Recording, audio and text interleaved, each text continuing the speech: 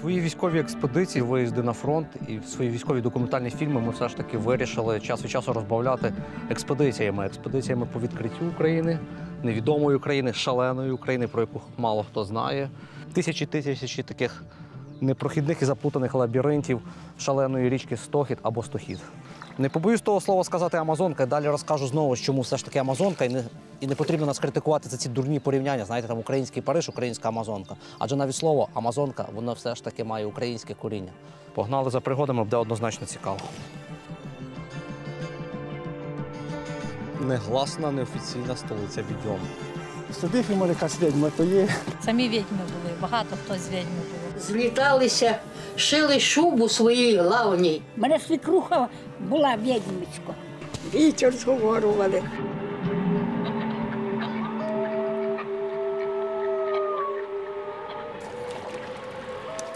Подивіться, що тут робиться. І між цими очеретами, камишами, в цій трощі, отут таких сотні реально ходів. Того ця річка і називається Стохід. І саме цікаве, що глибина тут, дивіться яка. Дивіться, яка глибина. О, ну майже в весло, там 1,70 м десь. І це одне з невеличких розгалужень, їх тут сотні, блін. І суть, що там якісь знімки з карти, типу, з спутника, вони всі до сраки, тому що зрозуміло, що кожної зими, кожного року проходи між цими очеретами змінюються. І оці такі, о, дивіться, це типове зараз пересування по стоходу. О, це навіть не плавання на байдарці, я навіть не знаю, як це назвати вже. Ну це хардкор просто.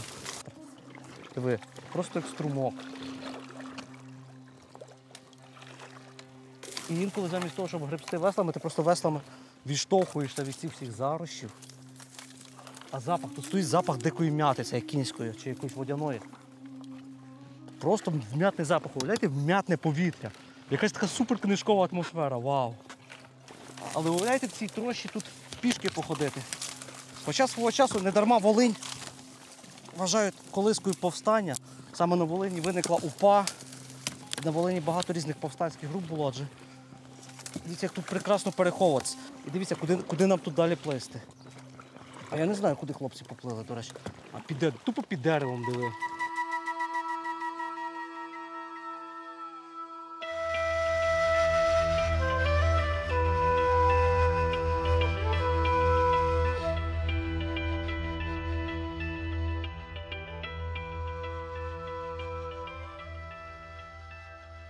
Ми пройшли, напевно, перших 3 чи 5 кілометрів, і вони, як зазвичай, самі важкі, адже потрібно ще звикнути до фізики поводження цих байдарок, як вони поводяться тут на стоході, вивчити цей стохід. Це абсолютно інше, як я вже говорив, ніж сплавляння по Дністру. І вийшли ми тут перекусити от трішечки на такий берег похила. Тут моментами дуже важко знаходити берега, адже от якщо зараз здалека буде видно от всю ширину, я не знаю, тут на кілька кілометрів ширина таких плавань. Без провідника, до речі, сюди не варто подаватися, тому що одразу тут заблудишся. І є такі випадки, що люди ночують прямо в байдарках, тому що не знаходили виходу на берег. Річка Стохід, якщо я за обідом назвав, це така річка життя і смерті. Адже на ній дуже багато життя. Тут більше 60 видів птахів. Оце хто орнітологи, це орнітологічний рай. Тому це така річка життя, а річка смерті вона тому, що тут були дуже серйозні кровопролитні події в 1916-17 роках, Перша світова війна. Вона саме на Волині страшно прокотилася. На правому березі річки стояли російські війська, а з цієї сторони, де ми зараз стоїмо, от ми, власне, вийшли, тут були австро-угорські, німецькі війська. От від них ціла купа шансів позалишалася, окопів, бліндажів. Чого ж річка смерті ще, власне, бо я знову що відходжу, як завжди, від теми, тут дуже багато людей загинуло. Що варто зауважити, що німці вже тоді, в 16-му році, заливали бетон, а в росіян все просто було з землі і таких соснові бревна. Цього року, походу, все супер свіже. Якийсь трактор сюди пригнав і розкопали з землі дзот. Дзот чи дот, оцей бетонний. Бетон зроблений в 1916 році, дивіться, сьогодні 2023 рік, і йому хоч би що. От то німецька якість, так? Да?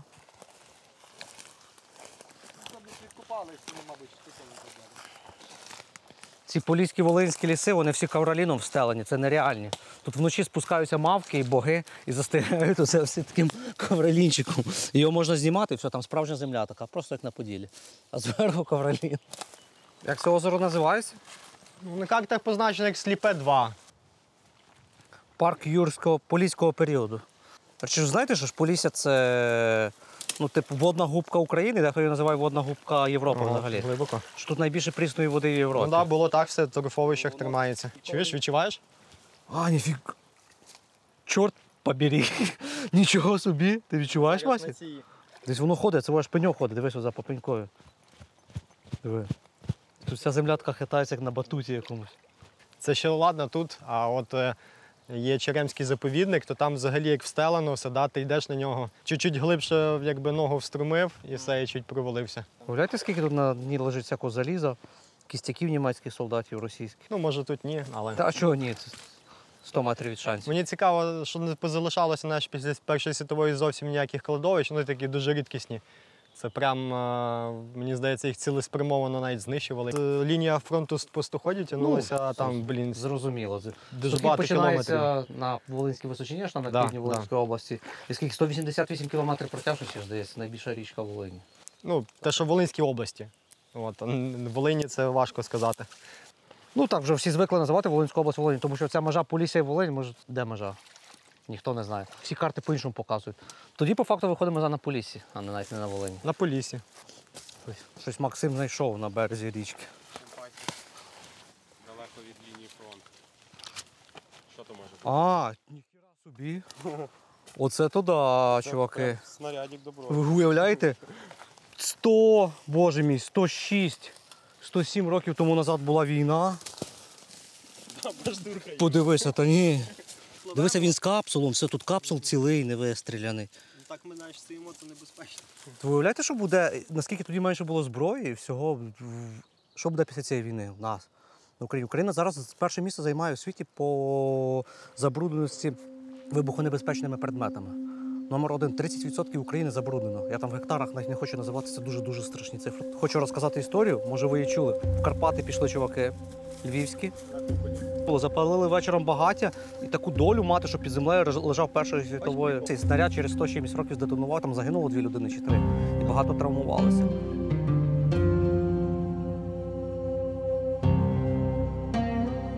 Якщо ви ще досі вважаєте, що в Україні немає на що дивитися, і щоб щось подивитися, варто летіти кудись чи їхати, то, вибачте, ви трошки недалекоглядні люди. Це мінімум сказати. Подивіться на Україну. Це просто отак кудись поїхав. Кудись поїхав, відкрив карту, знайшов. І таких місць насправді тисячі. Нам не вистачить нашого всього життя, якщо кожен день по 10 експедицій кудись робити. Нам не вистачить відвідати всіх прекрасних і красивих місць і перенасичених історією.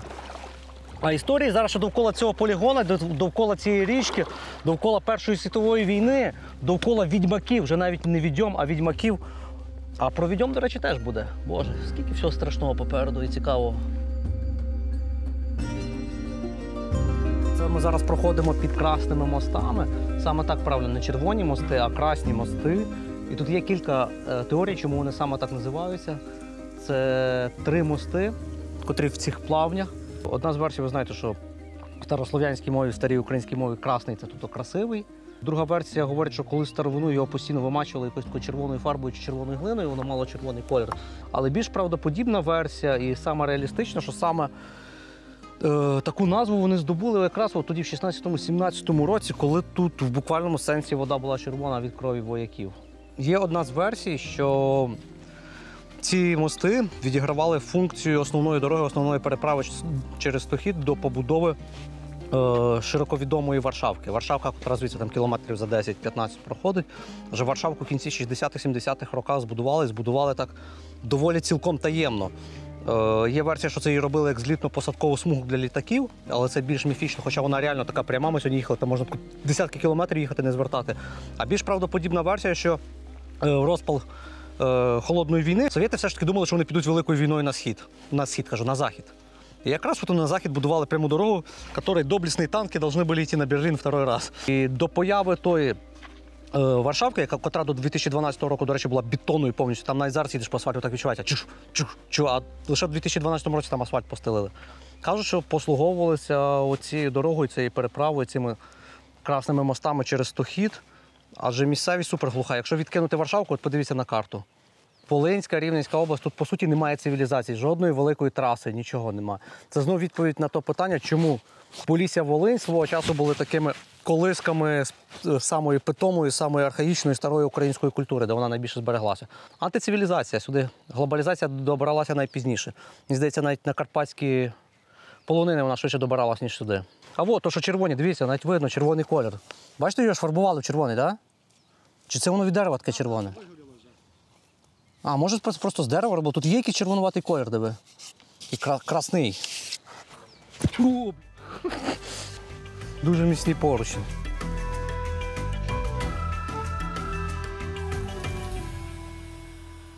Оце такими стежинками, водяними стежинками ми наближаємося до колишнього села. Я думаю, все ж таки це було село, більше, ніж хутір, Смоляри. І в 30-х роках, в 32-му році, ось тут поляки, тому що це тоді територія належала Польщі, Речі Посполитій, Польщі Пілсудського, вони почали будувати тут військовий полігон величезний. І ці села почали відселювати, і людей звідси виселили. І ми зараз попливемо на те місце, виселене поляками. Подивимося, які там є залишки від старого села, котре тут було 80-90 років тому назад. Так не підеш. О, диви. Козуля вибігла. Не побачив? Я ще її закрив. Просто 50 метрів. Да. 50 метрів перед нами вибігла косуля. Чому і коли почали зникати українські села, коли вони почали скорочуватися. І тут можна цілу таку велику тираду або цілий великий фільм розказати, коли вони почали зникати. Я свого часу зацікавився теж цією темою, дуже таки ґрунтовно повивчав. Українське село почало знищуватися при радянській владі. Якби ти не здавалося, що за Радянського Союзу села процвітали. Радянський Союз більше любив пролетарів, більше любив тих людей, які працюють на заводах. Там лише така проста статистика. До приходу радянської влади в Російській імперії 80% населення проживало в сільській місцевості. А вже на 1960 чи на 1970 рік все стало абсолютно навпаки. Вже 70% населення проживало в містах. Отакий стався переворот. Там, звичайно, 20-30 роки дуже дали великий удар по селу, коли індустріалізація відбувалася. Це начебто й непогано, багато людей приїжджало працювати на великі заводи до міст, і це типу нормально. Але, як би знаєте, коли дурному в руки попадає будь-що, зброя в руках розумної людини – це хороший навіть інструмент. Там комп'ютер в руках розумної людини – це хороший інструмент. А в руках дурнів все переростає в дурницю. І, в принципі, коли совєтам все, навіть індустріалізація в них виходила по-дурному. І вони цим самим знищували село. 30-ті роки розкуркулення, удар по селу. Так як на Волині, на Поліссі були основними хутори, і навіть вчора ми їхали на автівці і бачили, що тут навіть сьогодні позалишалось дуже часто, що зовсім не схоже на Поділля, що будинок від будинка так в полях. Так як в Польщі, в Німеччині часто. От раз будинок серед поля, і наступний будинок через 100-200 метрів. На Поділлі такого зовсім немає. Там села такими кубками, потім поля, ліси і знову село. А тут все розкидане. Колись ця розкиданість, хуторянськість така була ще набагато більша, але в 50-ті, 60-ті роки за правління Микити Хрущова відбувався такий процес, який називався дехуторизація, коли людей примусово виселяли з хуторів, зганяли в колгоспи, робили такі штучні села. В кінці 40-х, на початку 50-х років в Радянському Союзі було 58,5 тисяч хуторів. На кінець 69-го року в Радянському Союзі залишилось 4,5 тисячі хуторів. Це на весь Радянський Союз.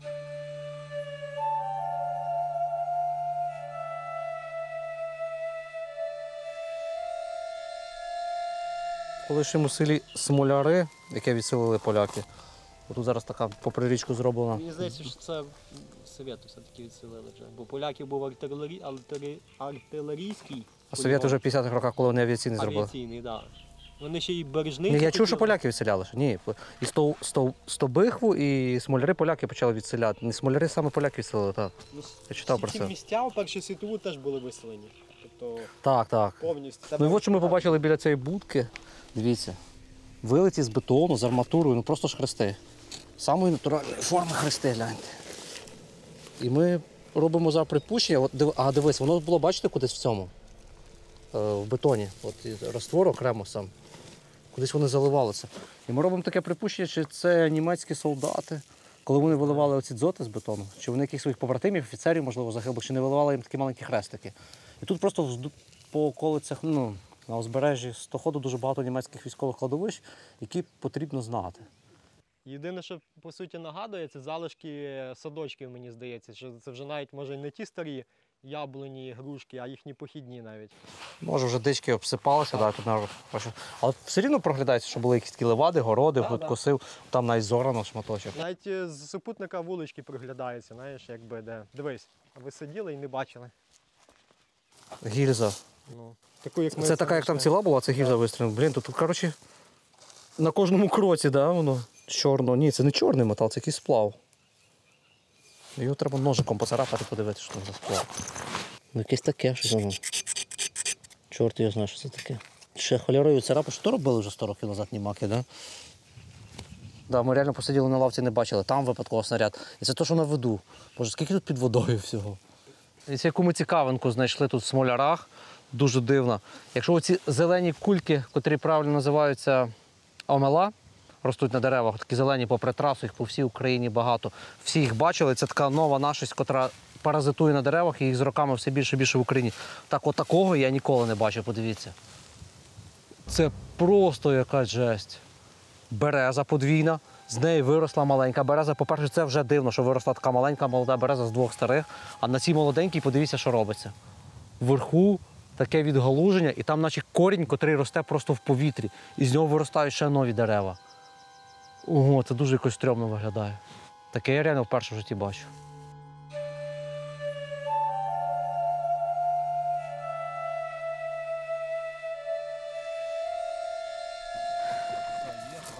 Це, звичайно, тобі не сидіти по сушаріях і не ходити по кальян-барах і не пити, що там, лате, дабл-фільтр, чи що там є. Кого? Але, блядь, оце жорстко. Дивись, як я загнав собі під ніготь. Дуже боляче. Дуже боляче загнав під ніготь чорну таку. Дивись. Бач, чорне аж зайшло на весь ніготь. Так боляче, то по голку під ніготь, як на катівні якісь. Блін, я її так не витягну, треба пінцетом якимось. Де я знайшов цю голку? Бляха-муха. Терпіли, Бог терпів і нам велів терпіти. Набагато назад ще треба? Бачу очерет зі всіх сторін. І не бачу виходу. Звідси. Будемо ночувати тут? Я скажу, що ми трошки і заблукали. Да, приходить вечір на Волинські ліси, тут починається пекло. Комарини. Дивіться, я не знаю. Але мені щось дивно, в руки вони особливо не кусають. Ну, я напчикав руки такою штукою хіматозною. Ну і щойно доводилося через мілину перетягати байдарки. Так.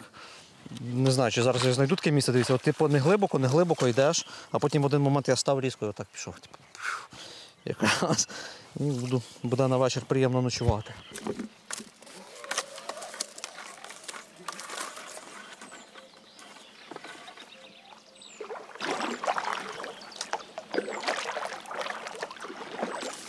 Типова ситуація, що бобри виробляють, прямо як ножом зрізають тут такі гілки. І от дерево велику цю вільху перегризли вже на відсотків так 75. І скоро ця вільха просто впаде і перегородить тут проїзд. Оце то робиться. Це просто жесть. Тут починається страшніша злива, щойно такий вітер, пориви, ураган. Ці дерева вже падали біля нас. А та вільха вламалася, що бобер їв. Дуже стрьомно, а нам ще немає виїхати. Ми в цій Амазонці от заблукали такою певною мірою трохи. Що ми там пройшли? Бахмут, ще щось, так? І отут зараз пропасти в цих нетрях. Хто там українські ютубери? Давайте схащемо разом щось таке прикольне. Блін, ще й град починається якийсь зверху. У мене дощовика немає, він десь фіг зна де. Ну він є, але я не знаю де. Та нам ще куди тікати? Знизу вода і починає бути зверху вода. Зі всіх сторін вода. Це водний мір. Тупо водний мір. Водний мір. Що, якась мілина, ще сіли на мілину, чи що? Ще треба дерево, треба переносити байдарки? Ти стаєш пісок, Та я зрозумів. Вона така нормально по груди десь буде. Ні, так не випускай, може ти маєш пустити. Блін, я ходжу зараз по брівну, а піді мною там 1,5 метра глибини. Так, як я сяду. Давайте сюди. Так. Та десь від бік від'їдь, щоб я заскочив потім байдарку. Це Амазонка.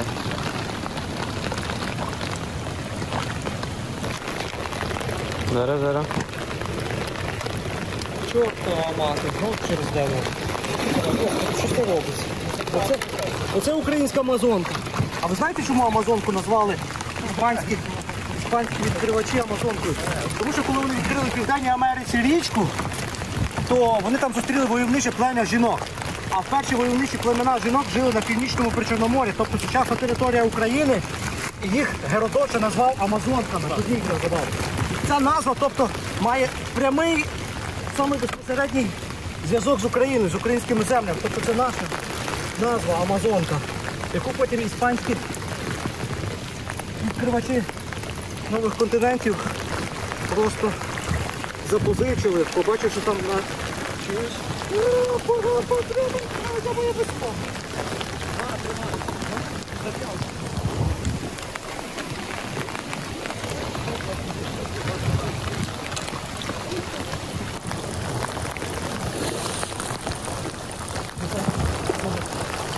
Вот у нас справжня амазонка. Отак я сказав Франциско де Орельянса, іспанський винахідник, не винахідник, вже винахідником його називаю, мореплавець. А ви знали про це, що це він відкрив річку Амазонка? Вона ж дуже велика була. Ну, тоді вона не називалася Амазонка, це була безійменна ріка. І він там знайшов войовниче плем'я жінок, котре жило. І він його назвав одноіменно, річку назвав одноіменно до войовничого плем'я жінок, яке жило на північному Причорномор'ї. Да, Геродот, коли описував північне Причорномор'я, типу Скіфію, він назвав, що тут живе войовниче плем'я Амазонок. Амазонки, і це територію це називав Амазонія. І тобто, оце, що говорять, там українські пари, ще щось, знаєш, що не потрібно так. То Амазонія якраз з України, перша чергова назва. Це вони вже запозичили, і ми вправі називати Стохід українською Амазонкою. У нас, по суті, остання 100-метрівка, чи тут 300-метрівка, десь ми тут хочемо зараз заночувати. Це Стовбиха, Бережниця з іншої сторони. Так. Бесідки, це О. ще пристань. Ви бачили таке в житті? Ставок, а на ставку росте ліс. І це на десятки кілометрів. Отаким ми плили. Боже, дивіться, які райські умови, куди ми випливаємо. Заради цього варто було намокнути, провалитися. Мене чуть не з'їла анаконда, це стохідська якась. Не знаю. Боже, я тупо весь мокрий, я наче в душ сходив в цьому всьому. В чоботах в мене десь по літрі води в кожному. Але мені потрібно дуже куртку, бо коли я весь час гріб, зі всієї сили мені тепло, а зараз мені страшно починає бути холодно. Тримай, познімаєш, поки ми вилазимо. Це хащі.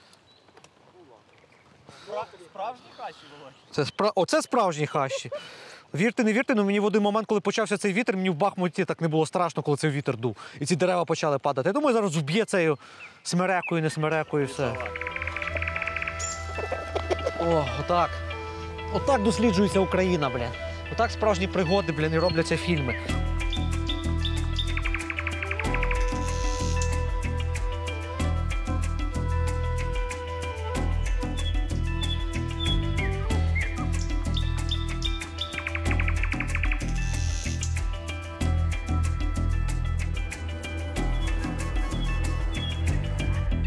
За всі наші мандри це реально найвологіша ніч, тому що вчора, бачили, ми попали в ту бужу. Я промок настільки, що в мене навіть жодних шкарпеток сухих не залишилось. У всіх хлопців дещо сухе. І от всю ніч якийсь такий моросий дощ, і вийшли знову. Все доводиться, все мокре одягнутися. Прийшов місцевий чоловік з села Бережниця. Тут таке знаходиться, тому неподалік. І ми зараз домовляємося, попливемо в цікаві місця якісь. Розкажуть нам місцевих тут байок, легенд і місцевого колориту покажуть. Ви відчуєте, от як живуть справжні волиняни.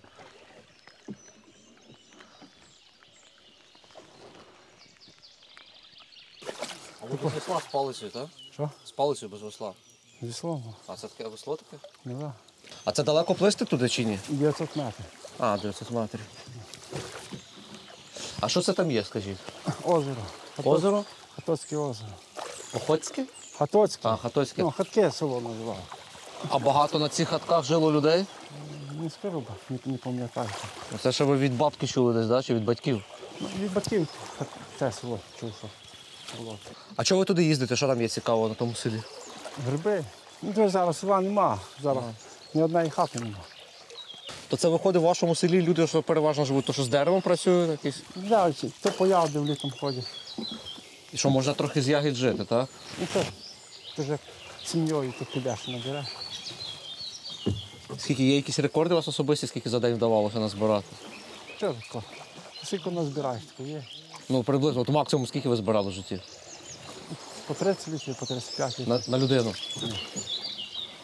То ви з Бережниці все життя тут родилися, тако живете на цій воді все життя, так, з дитинства? Так, це Слухайте, а тут постійно артефакти війни потрапляють вам якісь час від часу? Щось десь? Якісь снаряди, кулі, щось таке? Та, що хочеш. Що хочеш, да, є? І снаряди, і оружие. Ружя навіть досі попадаються? Ну я. Ого. А що ви з ним робите? Десь даєте чи? Баларки перерізаємо металоломи. Щоб не стріляли, коротше, по нас. Ого, цікаво. Не вимиває вода кістяків людських десь? Черепи, кістки, може, в тих солдатів, що побити? Я бачу. Бачили десь, так? Ну, да. По лісі бачу. А окопа там солдати копали. Хотіли через того дорогу зробити, але не дали. А, ж незаконне село називають. Да, незаконне Бережниця і Стобіхва. А то після другої, першої війни, то хоче виганяли, то в Басарабію багато повіїжджали. З вашого села теж багато. Моя бабка хоче пішла в Басарабію. Пішка в Басарабію йшли. А ваша бабка, то вже здавна ваше село було п'ятидесятниками завжди, так? Да, баба хоче моїй бабі мати, типа, то з Стобіхві сама родом. Ну, суботник була. Ага. За совєтів притісняли, там, примерно песенки забирали, Біблію забирали, ще за совєтів. Заходили. Але дякувати Богу, зараз Бог дав свободу. О. Ви зараз щаслива людина? Ну, звісно, і без щасливий. Серйозно? От ви не скажете за життя. Ну, а що скажешся? Тут де живеш, всі привілегії Бог дав. Річку дав, рибу дав, ягоди дав, гриби дав, все. А хто комарів дав? Бог создав таке, а комарів не було б, не запилювали б ті ягоди чи там ще що. Мошка, є така мошка кусається. Так.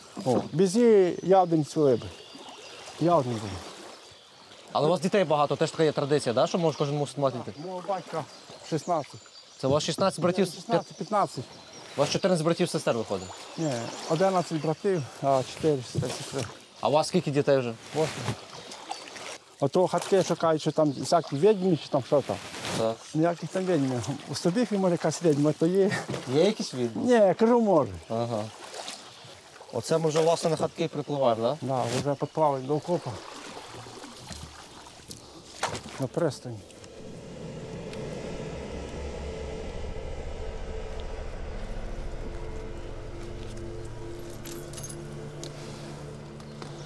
Я Амазонку дивлюсь, там один чудак ловить рибу.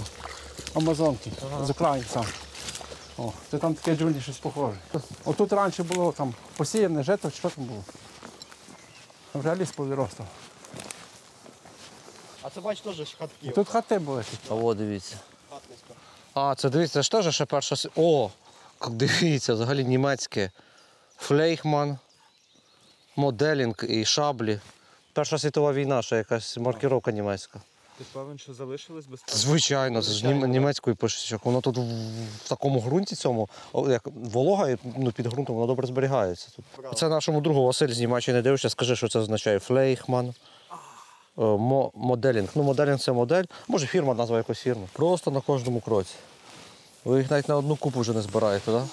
То це чорний метал, так? Да, і не беруть. Тож воно ціле не вистрільне, капсул цілий. Де вже весна, тут така пуля стоїть. Тут такий дзибак. А з цією пулею снарядом що ви робите? Льотки будуть беруть. А це ви навіть не берете, не здаєте гільзи самі? Тут не беруть, якщо одереш болгарку від цього, викидаєш те. У нас десь у 90-х роках, чи 91-му світло провели. У вас бережницю, де у Да, десь чи 90-му, хоч таке приділ. То й дороги, мабуть, не було Не було дороги, вертольотом навіть. Прилетіли, хліб привозили.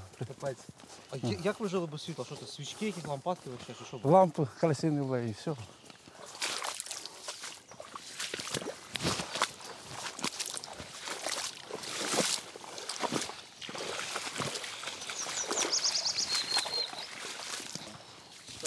Ну, коротше ж треба йти по таких штуках тільки. Знаєте, якщо через відео ми намагаємося передати колорит кожного регіону, автентику кожного регіону, я аж зараз зрозумів, кожен регіон має свій запах. От Полісся і Волинь мають через ці болота, через цю застояну воду, чи через що, я не знаю, через хвої, велику кількість, мають свій особливий запах. Свій особливий запах, який не схожий ні на що інше. І, на жаль, це передати ми через відео не можемо. Тому ви мусите самі їхати в ці регіони і відчути запах кожного регіону України. Диви, як воно все тут ходить під ногами. Це траса війна. Це що, під нами виходить вода, і ми ще плаваємо Да, тільки на воно такому? раніше більше озеро, воно просто заросло. Земля що грає. Йдеш як по подушці. Це остань. А можна провалитися під нього, чи воно міцне? Ні, це міцне. Йо-моє, диви. А то вже глибина метрів 3, буде 4.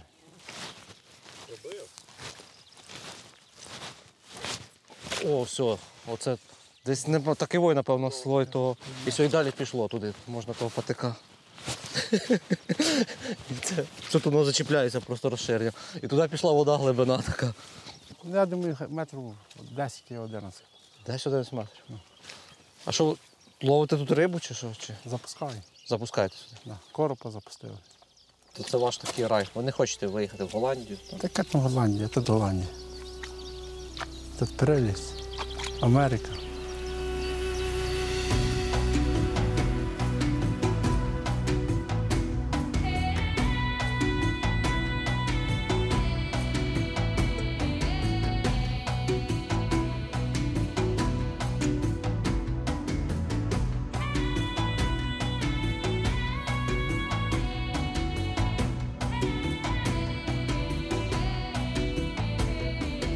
Як вам пересування таким лісом?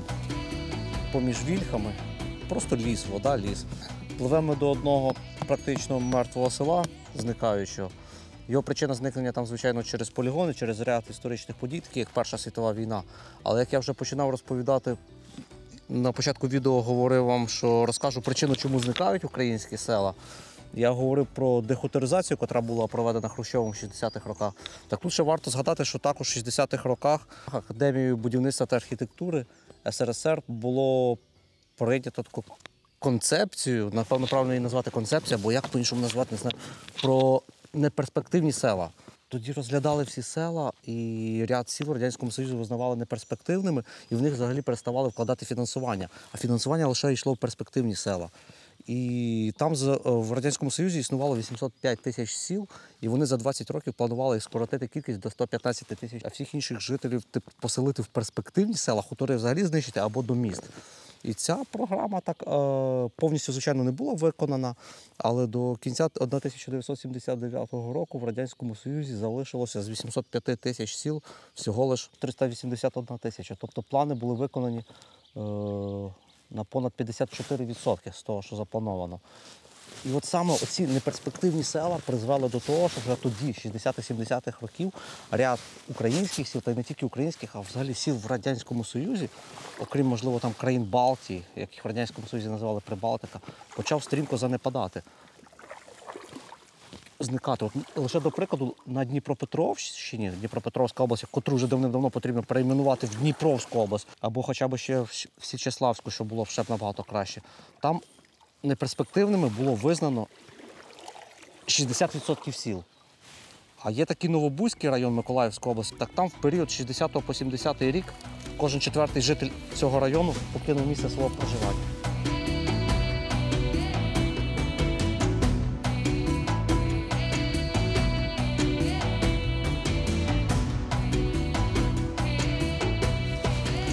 Чекай, ні. А що заклинює? Тоді припіднімемо. Ох, йо, курва. Ледь не пішов. Сідай. Опана.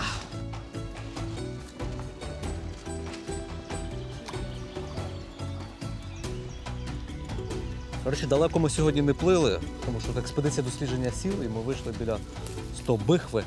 Стовбиха – це село Стовбихва. Це село, котре відселене було поляками, потім радянською владою. До речі, воно 3 рази було відселене. Перший раз воно було відселене під час Першої світової війни, адже тут були інтенсивні бойові дії. Потім воно було відселене поляками, коли тут створювали полігон.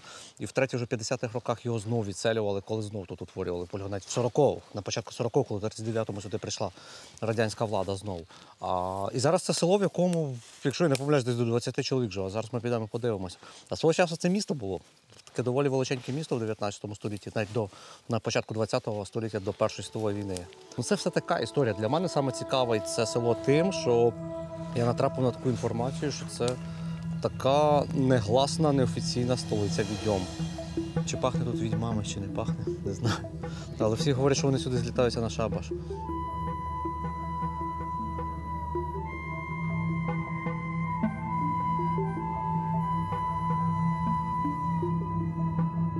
Казали, що глухе село. Я дивлюся, у вас така хата, значить не повністю глухе село, так?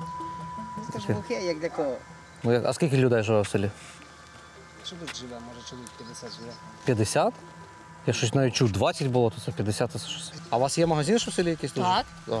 Ну, Тобто що цивілізація. Думаєте, ми що, взагалі дикарі якісь? Слухайте, тут бо ми вже так плили, я розвчити таки не слухався за ваше село, що думав тут, ну. Ні, край- край цивілізації. Є, і магазини, все, дуже зупинка є. Ви мені ще скажіть, як ви все життя з цими комарами боретесь, бо ми третій Може, ми їх день, так любимо. я Ми вже їх так любимо. Серйозно, чи ви жартуєте? Так? Ну, ми привикли жити в цьому. І що, воно не кусає, чи вже? Ну, що ж не кусає? Так само, як і всіх, просто вже привикли ми до цього. Я не знаю, як розумієте? до цього можна привикнути. Ну, бо ви не живете в такому, то ви не страшне привикли. просто. Я, наприклад, в городі не можу бути 2-3 дня, я задихаюся від цього газу, диму, оцих вихлопів, я задихаюся. Бо тому що коли людина живе у чистому повітрі і її відправити до ті гази, я там задихаюся. Мені хочеться сюди додому, скоріше. В кумарі, як ви кажете. То ще кумарі фігня, хай не будуть оводи. Слухайте, а ви як місцево ніколи не чули, що. Бо я таке прочитав, що Стобихва таке село, коли кудись зліталися відьми, шити кожухи, такі байки, легенди були. Ви не чули ніколи чітко байки Чула. там, від старших людей? Чула. Чули? Да. Це старші люди таке розказували. Були таке, да. А чого саме сюди? Що тут може якесь місце прямо є таке? А що ви думаєте, що таке? Бо тут місцеві були такі. А, багато? Жили. Самі відьми були, багато хто з відьми було. Серйозно таке було? Так. Ого. Це до яких часів було? Ну, ще мені тато розказував, що вже як він прийшов сюди, в Примаки, то казав, що ще при йому це було. Та були такі, що перетворювалися, корови ходили по хлевах, доїли. Таке було якесь таке свято, що вони перекидалися. І як узнавали, хто відьма, то каже, якщо заставали у хлеві, то каже, якщо вспіли кинути там чи палку, чи чим-небудь, чи за щось взятися і вдарити, то каже, вже якщо на другий день хто там кульгає, то вже вони могли знати, що це була та відьма. Але чи то правда, чи то ніхто його знає, чи то було так, чи то не було так. І вона дійсно краще знає, бо ж вона таки вже баба в роках. А де вона живе, куди піти тут?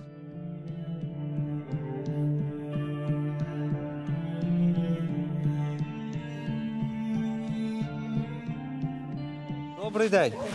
Добрий день. То ми до вас. О Боже, ходіть до хати. Ми на річці спинилися. На річці спинилися? То вас комарі з'їдять. Та що ми зробимо? Вже з'їли. Вони з'їдять, я таких ще не бачила, такі великі. То в хаті ночуйте в нас. Та ні, нас там човни, треба їх стерегти. Ми на човнах пливемо. А хто ти чого не треба? Та, як... Вони то нікому не треба. Не знаю, там рюкзаків У багато. нас нема такого. людей. Бо ми ж вас знаємо, ми теж вже не в одному кіно вас бачили і чули про вас, що ви тут місцевий краєзнавець. Так? Так. О, Господи, що тут тільки нема? Батька з матір'ю. А я таке чув за ваше село, колись читав, що розповідають, не знаю, такі басні, легенди, байки зі старих часів, Є. що тут зліталися шити кожухи відьми. Ну, то мій дід дійсно це приніс у село. Як вони верталися, бо мати була в Курській, в Білгородській губернії. І вони ж пішком же ж усі верталися додому. І каже, ми йдемо, аж йде така сива баба з костуром. Аж то добрий день, дід каже її. Скланяється, вона добрий день. О, ви не з нашої сторони, бо так здоровається, видно, не так. О, він каже, ні. А звідки ж ви будете? Він каже, хіба ви, бабусю, знатимете? Ну, чого, скажіть, та я з Волині. А звідки? Та, каже, там таке містечко Стобихва є. О, то є, що на горі церква стоїть. А дід каже, ну, а чого ви знаєте? А дуб там є, і липа, ті здоровенні, що ростуть. Дід каже, були, як війна почалася, а зараз я не знаю. О, а чого ви їх знаєте? Ой, синок, та ми там зліталися, шили шубу своїй главній на отій липі. О, і вона каже, що я відьма. Каже, ми там були. У діда батько був великий знахар. Тільки він не займався тим, але інколи, як його доводили, він показував чудеса. Всі полягали спати, і коли я чую, гримнуло, то думаю, Мама каже, Пантелеймон до мене йде. Я так собі подумала. Я встаю, а воно так хмара швидко, йде, раз хмара йде. римнуло і вже Я швидко отут беру свічку громичну, засвічую, діти попросипалися всі. Ми ще не спали. Мама несе ту свічку і ставить, відходить. Тут із окна через всю кімнату летить шар. Як м'яч. Шарова молнія. Отако свічка стоїть, а тут та шар висить. Шар. І він туди, і він тако, І ти тако. нічого мені, тако пах, ні, пах. Як воздух. Де таки було? І повна хата диму. То я всім кажу, що отаке чудо, хоч вірте, хоч не вірте. Вони вірять, що ви казали, бо зараз нічого нема. Бо ми тепер самі поставали, як ми не знаємо, хто ми і що ми. Втратили зв'язок з минулим зовсім. Да. Як нам у 89-му провели світло, бо ж в собі не було світла, то ми тим світлом не натішимося ще зараз. Бо, то ж прожила вік без світла. А ви якого року народження? 40-го. 40-го. Це вам вже 40-го 83, так вже було. 83 роки. 29 лютого, не так, як люди. Як від груді відлучали, вже я пам'ятаю добре. От, добре, І з пам'ятаю. того часу я пам'ятаю все. От. У 4 роки я посивіла. А це що сталося? Стрес був великий. Батька зарубали сокирою. Партизани. Українські чи червоні? Ніякі українські. У нас українські тут не вельми. То вже вони потім, як побачили, що вже їхнє діло програне, то вже вони отомстили вже після війни. А так вони з людьми не цього. Вони не трогали нікого. А червоні, то вже, не дай Бог. Ваш батько чим їм не вгодив? Що Батько мій батько був, він, я не скажу нічого, то для мене біла пляма, мій батько. Тому що у повстанцях він не був фактично. Ну за ним настільки полювали, оці червоні. Ну його хотіли, він був грамотний. Ну, такий особливий, хазяїн був. В школу він кінчав у Росії, бо Стобиху у 14-му році, в Першу світову, як місто евакуювали. І людей було де хоч. Ну, батька занесла доля із мамою його у Симбірську губернію на Волгу. Дід у мене теж грамотний був. У 12-му році поїхав в Америку, щоб заробити грошей. Працював у штат Мічиган, Детройті. Дід вже знав, що вони тут, і дід почав слати гроші. А тут Польща вже стала, тут вже зовсім другі порядки. Ото вони построїли цю хату. Дуже гарна хата. Це який рік виходить? Десь 20? Це десь після 23, може. То 100 років в хаті? Ну, 100 років, так. І це... А під час першої Стобиху дуже тут поруйнували. Російська армія. Стобиху, як було місто, ото в 14-му році евакуювали, а як у 20-х роках почали вже повертатися люди, от моя мама, як повернулася, вона раніше повернулася за батька із сім'єю, то каже, одне вугло було, тому є в нас хата на углу розвалена, то тої хати вугло одне таке осталось. Нічого, ніде, ні одної стінки, ні столба. Все знищене. І єврейське, і наші. Так місто пропало тоді? Пропало місто зовсім. Очі відьми, мов зорі, очі відьми, мов зорі, і чорні очі, ніби роси прозорі, наче морок безодні, наче морок безодні, як то лід холодні, її очі бездонні. От в Стобихові можна знайти декілька хатів, ось таких завалених старих дерев'яних хат. Але будемо чесні і цілком відверті, це виняток. Тут це не масове явище, тут цього немає, так як в центральній Україні, так як на Поділлі, де дійсно масово закинуті не те, що вулиці, цілі села мертві, де немає жодної людини. чого мене, власне, Стобихова зацікавила, і ми почали тут плисти, адже я випадково натрапив на один старий сюжет, де називали цей регіон одним з самих глухих. Це село називали одним з самих глухих на Волині. Добрий день. І я думав, що тут дійсно мертві села, така глушина, тому що воно на карті виглядає між річками, тут між цими болотами, біля цього стоходу все дуже глухо.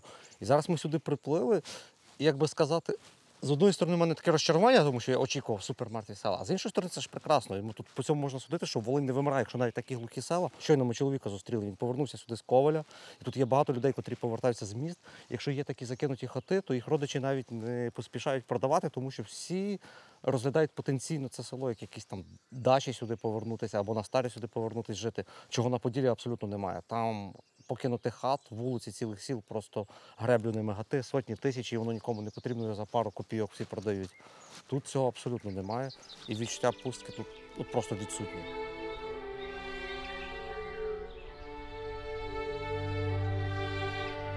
Та ці подорожі з стоходом це, звичайно, цікаво, але тут є кілька дуже таких неприємних моментів. Перший момент – це, що дуже багато вологи, її не так багато, якщо у вас досконала байдарка, вона не протікає, в нашому випадку це трохи протікає. І плюс ми попали оце позавчора під ту люту зливу, коли вода була зверху і знизу, і в нас виходить все до чортової матері мокре, ми його за другий день не можемо витерти. Подивіться на цей рюкзак. Половина речей мокрих. І за цього виникає якийсь дискомфорт. Це такий, але цей дискомфорт нівелюється тією красою, яку ти бачиш мандрами, цією фантастичною українською амазонкою. Інший, почекайте, де воно, зараз знайду. Інший мінус наших всіх мандрів – це, той, що болісний завжди для нас, це втрата матеріалів. Скільки разів ми вже втрачали звуки, відоси, я навіть не можу вже пригадати. Ви не уявляєте, скільки ви всього не побачили, що ви могли би побачити в фільмах, але просто в польових таких умовах, особливо коли це велика волога, велика пилюка, постійно якісь удари, все кидається. Ми що зараз розгружаємо з цих байдарок і ці рюкзаки ось так всі кидають. Неодноразово, то все може битися, це втрата матеріалів. Ми, по-перше, губили флешки, а по-друге, багато разів все замокало, десь і злітало звук. І тут, от приклад, дивіться, до речі, як він валявся знову, я витягнув. Я навіть не знаю, як він тут валяється. В такому стані у нас в цих мішках просто валяється ноут. Який ноут може валятися в мішках, який може з нами отак їздити по цих поліських болотах, по волинських цих болотах подорожувати. Це ноут від нашого старого партнера, він весь такий в болоті покоцаний, він навіть мокрий. От у мене в руках видно, в нього тут волога, адже туди позатікала. Але він, от ми його вже не вмикали добу, але він, по-моєму, далі продовжує працювати. Да, він працює, йому все рівно, абсолютно цьому ноутбуку, це вся волога, це все, тобто ідеальний. Acer Enduro Urban N3. Самий легкий і самий дешевий ноутбук в серії захищених ноутбуків. Має міжнародну систему захисту IP51 або Military 810H. Безстрашний до води він, тому що тут сюди всі порти, всі виходи, все закриваються ось такими герметичними гумовими штуками з кожної сторони, включно з колонками, туди в зарядку не може затекти волога, вона на поверхні потім вся обтікає.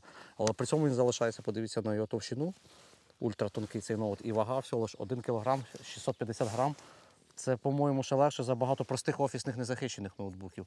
І при цьому ще він нашпігований процесором 12-го покоління, ультрапотужним, хорошою оперативкою та хорошою жорсткою пам'яттю. Тобто ідеальний ноутбук для будівельників, для військових або для людей, котрі подорожують в таких, м'яко кажучи, некомфортних умовах, як ми то зараз робимо. Саме важливе, що заряджати нам його по ході немає чим, а знаєте, що він тримає 10 годин батарею. Тобто я його ще один раз в Києві зарядив, це вже у нас сьогодні 3-я доба, коли ми перебуваємо в мандрах, скидали матеріали, досі ще вмикається. Навіть зараз гляну, скільки в нього батареї, зараз я запустив.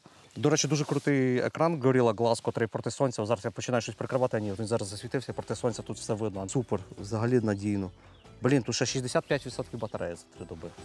Що може бути крутіше? Що можна з ним зробити? Так, хлопці, ловіть. Трошки не зловили, але йому паралельно цьому ноутбуку, тому що він протиударний. Тобто кращого ноута фіг знайдеш для таких умов.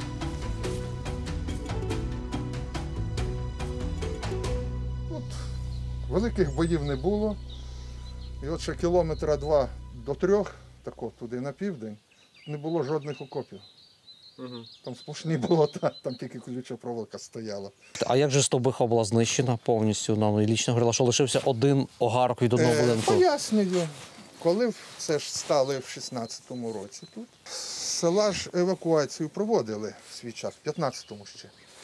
Всі споруди, людей вже тут практично не лишилося.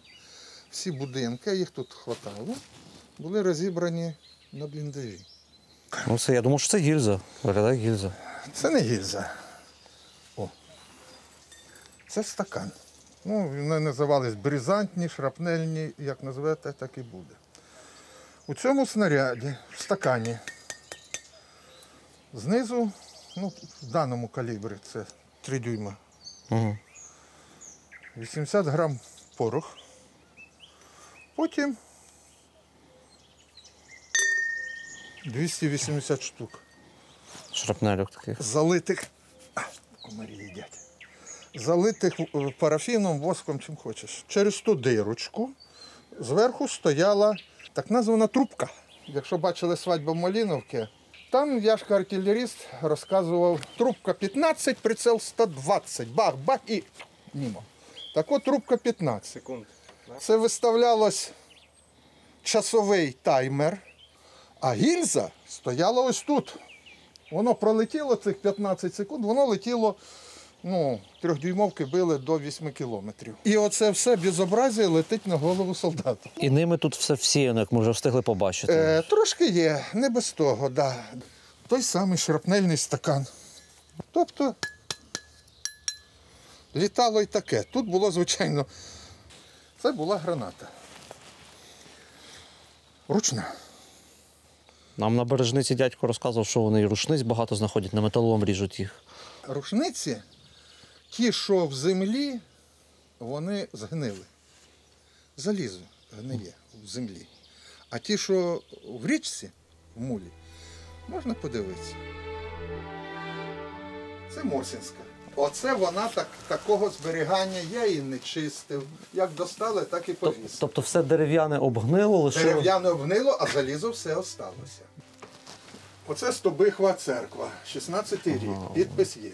Ну, це відома фотографія. Це також відома фотографія, це приїжджав король Баварії у Ковель, тому що від Ковеля на північ військами командував його рідний брат.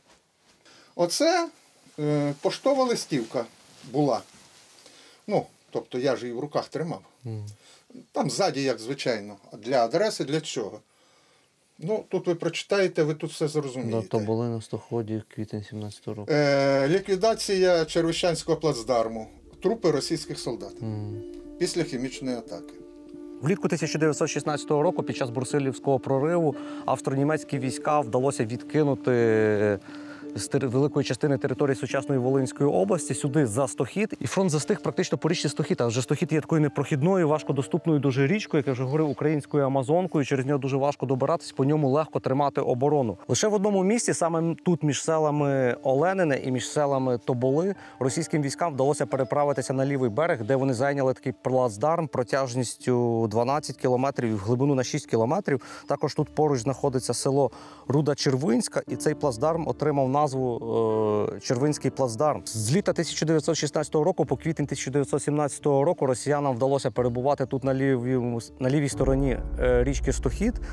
І вже в 17-му році німецьке командування прийняло рішення вибити їх з лівого берега. Битв тут було багато, і Стохід весь завжди був в трупах, але саме це 4 квітня 1917 року ввійшло в історію як Червинська м'ясорубка. Адже угрупування російських військ є два джерела, які суперечать одне одному. Одні говорять, що 12 тисяч було російське угрупування на лівому березі, одні говорять, що 20 тисяч угрупування. Я в більшості джерелах все ж таки натикався на 20-тисячне угрупування російських військ на лівому березі. І от за один день, за 4 квітня, вони вбитими та пропавшими безвісти втратили 12 тисяч чоловік на цьому лівому березі, більшість з яких втопилася просто в річці Стохід. Але окрім втоплених, дуже велика кількість людей тут загинула від газів, від так званого іприту, котрий отримав свою назву значно вже пізніше, в 17-му році влітку, коли він вперше в історії був застосований біля бельгійського міста Іпр. Але отут, на річці Стохід, між цими селами, на цьому Червинському плацдармі, гази застосувалися ще в квітні. Як от нам показував краєзнавець у Стовбихві, фотографії є такі прямо, які робили, австріяки робили такі з німцями листівки, котрі відсилали додому своїм рідним на свята, де ціла купа російських трупів, отруєних газами, валяється в цих болотах Стоходу. Вчора також нам поталанило в селі Великий Обзор вже під вечір теж зустріти двох чоловіків, які переоповідали оповіді своїх дідів. То говорили, що річку Стохід можна було просто переходити по трупах. Тобто такий історичний факт доводить правдивість моєї тези, яку я висловив на початку нашої подорожі, про те, що Стохід – це є одночасно ріка життя і одночасно ріка смерті. Адже такої кількості комах, різних плазунів, черепах, птахів, котрі водяться на берегах і в плавнях цієї дивовижної річки, напевно, годі шукати десь в Україні. І такої кількості крові, котра пролилася тут у 1916-1917 роках на берегах цієї ріки, теж потрібно пошукати. Нам прямо в байдарку, якщо з камеша оцього, впала черепаха. Дивіться, все, вона вже хоче назад. Щоб ми її далеко не відвезли, щоб вона від дому не плила. Прикольно, ніндзя черепашка. Це то да. Просто на весло лягла сама, уявляєш? Я в шоці. Хлопці, нам черепаха в байдарку заскочила. Прямо сама заскочила в байдарку. Нам ще глядачі скажуть, що черепахи то черепахами, це ясно. Що це во за тварина? Що це за... Що це воно таке дійсно таке? Дивіться, який монстр, воно такими, типу, якимось... Та реально, це якесь драконяче дерево, диви. І воно такі багато їх плаває час від часу, їх нема, потім такі трапляються. Взагалі дідька не знає, що це. Корінь мандрагори. Мандрагори корінь, так? Да? Отак. Крім маленьких плес з'являються ось такі суперважкі проходи, в яких є затоплені старі човни. Чи то човен, чи то труна. Скільки човнів потопили, то сюди доплили. На це хтось не доплив, так? Потопили. Тримай. Росло піде.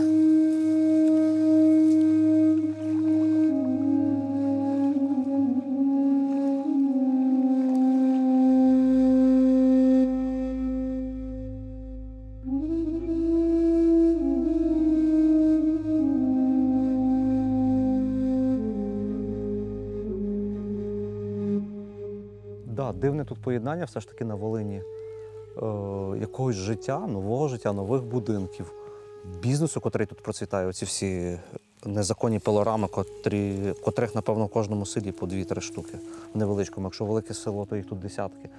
І, як нам казали місцеві, так не на камеру, що з них 90% всі незаконні, але люди з них добре заробляють. І при цьому така є пустка, купа покинутих хатів. Ну, не так їх багато, не так, як в центрі, як на Поділі. 25%, напевно, в кожному селі занедбаності. Але парадоксально, то, що відмінність від інших регіонів, тут немає жодної хати, в яку можна залізти, там щось подивитися, щоб вона була розграбована, як то в нас. Хати, якщо і закинуті, от приклад, ми зайшли на закинути подвір'я, дивіться, вона закрита на колодочку, всі вікна цілі, все ціленьке. І за нею хтось доглядає, ну час від часу то якісь родичі приходять. Ми скільки от їздимо, ну, якщо вже хата, в яку можна залізти, це вже повністю цілком руїна.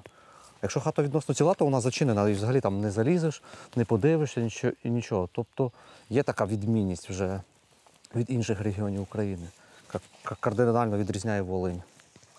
Як одночасно красиво. Таке можна зустріти тільки на Поліссі, на Волині, чого немає ніде на Поділі. Подивіться, яка це трава, газончик, це дерев'яна стодола, корова, кінь пасеться, пес ходить, такі дрова складені. Ну, супер такі, супер мальовничі картини. Круто. Оце на обзорі реально хатини такого і вже зникаючи в Волині. Тут, які люди говорять, є цілі пусті вулиці і отакі будиночки. Ну, це виглядає мега автентично і мега колоритно.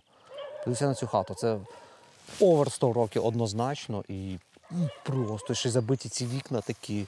І то, що говорять, що тут кожна третя відьма була. Чи не жила в цій хаті якась відьма?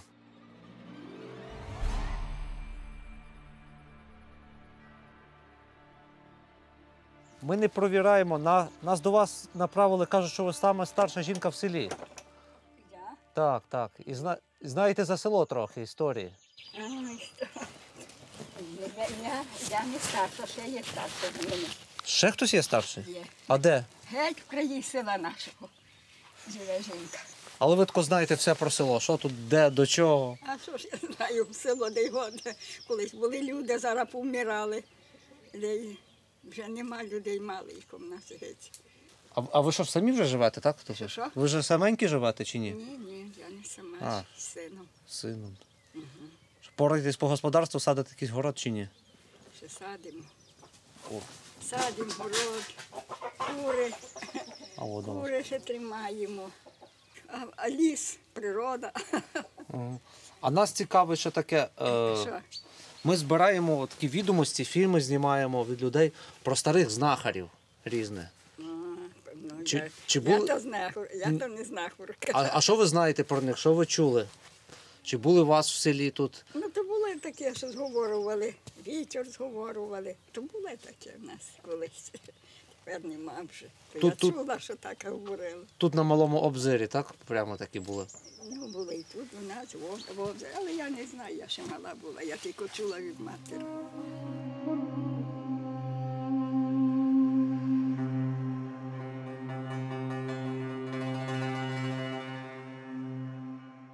Це безкрайній хутір взагалі, так? Да? Ну. Такий Сергій Палько, він етнограф, такий дослідник з Луцька. Він колись розповідав, що десь тут ночували багато. Да, що він десь ночував, і він у вас тут на Малому Обзорі від когось чув про злоє таке розказували. Що батько з сином пішли на полювання в ліс і щось бачили там таке дивне, що за ними бігло. То мій батько був. Курви побили зі спасли. Так. Їздили конем шукати. Ночі тут, це колгоспи були, поля. Не було. Я тоді був в Дніпропетровську ще. Привіз там це в охотниче ружьо. Матері сестри, там дядька взяв. Вони взяли її з собою. Ніч. Тоді щось, каже, гуло. Гукало так. Гу. Ну, де вистрілив усім. А воно, каже, до самої хати йшло. Так і гуло. І постійно. Я кажу, я нічого не чую. Батько каже, мене чути. І був він у піщану, бо він заготовителем робив. Сусіднє село тут піщане. І тако розказував. А дід старий там каже, якщо буде так, заложи 15 копійок, ну, патрон вийду, і вистрілиш. І ви так зробили, більше не приходило ні голову. А так воно голо йшло за ними лісом? Ну, йшло геть до самої хати сюди, 2 кілометри буде. То вони його назвали Злоє, так? То той дід казав піщано, то каже зле. Зле. Ну, щось таке. Ну, старі люди, вони знають, як. Вони знали, щось таке вірили, так? Ну, щось він знав, цей дід. Ну, а ви так чим займаєтесь? А нічим. Як нічим? Як живете? Чи вже пенсію отримуєте? Нема мене ніякої пенсії. От мати ще получає. А може мати ваша більше щось за село знає? Може щось розказати? А я знаю, як то воно. То великий, то й обзере, цей малий. Ага. Отак назвали в майбутнє. А ви якого року? Скільки вам вже років? 39. 80 вже 4-й йде. А ви знаєте, скільки людей зараз у вас тут на хуторі живе? На Малому Обзорі? Тут? Так. 9 хат. Це ви тут воюєте з комарами? Щоб хто їх купив. Вони мене не кусають. Як так? Ну ні, вони мене люблять. Я, як ще покійний був чоловік, от посядаємо, геть в ці литки чорні. Як ти терпиш, на що ти їх кормиш? Кажу, мені не чути, щоб вони мене кусали. То ви так звикли, так? Чи вас? Я не знаю, чи моя така вже кров, чи тіло. А ви коли всі жили по хуторах, да? Всі люди, більшість тут? А як же? Як знаю, на Зелені свята, от на Трицю, брат мене старший був. Приніс кльоном був, то на дворі ціпляли, то в хати. То прийшли, то хотіли коміна розбити. Що ми їдемо в село, а прибираємо хати. Ага, щоб не жили на хуторі? Ну. Щоб до колгоспу йшли, так? До села? Бульбашів не кормили. Бульбаші, бандерівці, так бульбаші так казали, так? Ну.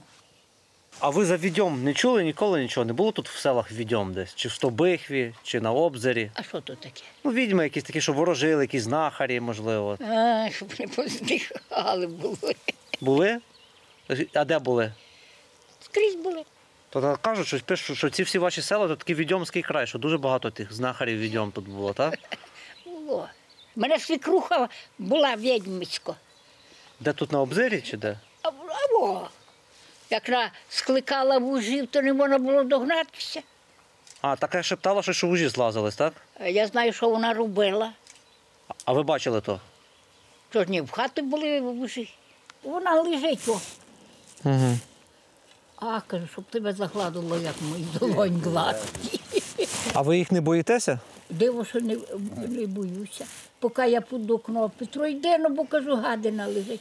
Вже пішла десь. І добре це сказати, що більше не бачити. Тут вужів не догнатись було, поки вона жива була.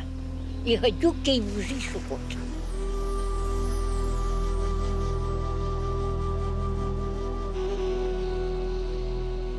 Наступним кроком, який варто зауважити в історії коріння, походження зникнення українських сіл, чому, власне, вони почали зникати, це є, звичайно, штучне утримання селян в радянський час в селі, коли селяни не могли добровільно покинути свого місця проживання, і вони були штучно прив'язані до сіл. Дуже пізно відбувалася паспортизація. Повністю українське село було паспортизовано лише 1979 року. А на початку 70-х, чи тим паче в 60-х роках, обмаль селян мали паспорти, і вони мали право виїхати з свого населеного пункту. Коли вже потім в 80-х роках пішла ця відлига, свобода більше така нахлинула, тим паче в 90-х люди масово, особливо молодь, почали покидати свої села і стрімко з них виїжджати. І оцей, звичайно, пік занепадання, пік вимирання українських сіл припав на 90-ті або навіть на нульові роки 2000-х років. І люди вже бачать самі наслідки, бачать, що з села виїжджають, село вимирає, воно стає пусткою і звинувачують в цьому незалежну Україну. Але як вже я сказав і попередньо вам наводив купу аргументів, звідки цей маховик запущений, звідки ця куля запущена, де цей відбувся пороховий вибух, що спричинило саме вимирання цих сіл. У 2000-х роках ми лише бачимо наслідки. І на 2015 рік офіційно в Україні щороку зникало близько 70 населених пунктів за ті, які Верховна Рада виключала зі списку населених пунктів. І для тих людей, котрі ностальгують за Радянським Союзом і все закидають, що це ваша незалежність до цього щось призвела. Для закидачів таких теорій я зараз можу лише навести таку статистику, що в 1970 році сільських населених пунктів в Україні було 31 800 з копійками. В 1979 році, через 9 років, їх вже залишалося 29,5 тисяч сільських населених пунктів. На 1991 рік, коли Україна стала незалежною і виходила з Радянського Союзу, в Україні налічувалось трошки більше 28 тисяч сільських населених пунктів. Скільки їх на сьогодні, це залишається загадкою, адже, на жаль, немає регулюючих органів. Зрозуміло, що це зараз з війною не до теми, але до цього 30 років нікому не було практично діла. Верховна Рада аж виключала зі списку села тоді, коли там місця не залишалося від того села. А насправді ми 10 разів спростовували цю річ, показуючи, що село є по факту мертве, а по документах там ще проживає 20, 30 чи 50 людей. Але навіть тоді, на 2015 рік, Верховна Рада в Україні зареєструвала понад 4 тисячі населених пунктів, в котрих офіційно менше 50 жителів прописаних. На своєму досвіді можу сказати, що якщо в селі менше 50 чоловік прописаних, ну по факту, в кращому випадку, там є до 10 жителів. Тобто у нас більше понад 4 тисячі сіл – це на грані зникнення. Мало хто так мандрує, як ми, мало хто бачить реальну ситуацію в українській провінції, в українських селах. Волинь нас здивувала, Волинь, на щастя, взагалі не є вимираючою, Волинь жива, Волинь містична та загадкова, і Волинь край, котрий ще потребує багатьох відкриттів та експедицій в майбутньому. Зачарована приворотом, зацілована спраглим ротом, стогну, скилю, лежу боком, де я, з ким я, хто я.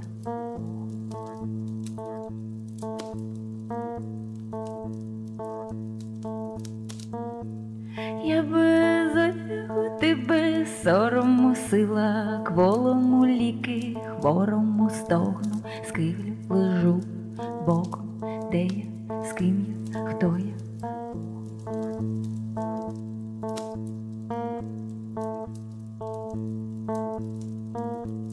Ніби зміями, ніби з крилами, ніби хвилями, ніби вихором стогну, скилю, лежу боком, де я, з ким я, хто я.